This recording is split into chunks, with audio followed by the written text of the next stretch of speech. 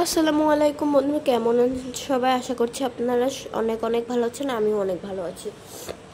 তো আমার কাছে দেখতে পাচ্ছেন একটা আমার হাতে বানানো মাল্টিপ্লাগ। এটা আমি অফলাইনে বানিয়েছিলাম অনেক আগে, তখন আমার কাছে ইউটিউব চ্যানেল ছিল না।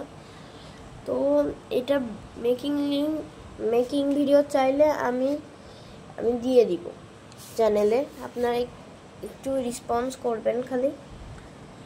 তো এটা একটা ভুল করেছিলাম, এরকম একটা হেভি জগ দিবেন না, এরকম দিলে অনেক সময় পুড়ে যেতে পারে। এই দেখেন, এই সুইচটা একটু নতুন, এই কোয়ালিটির সুইচ।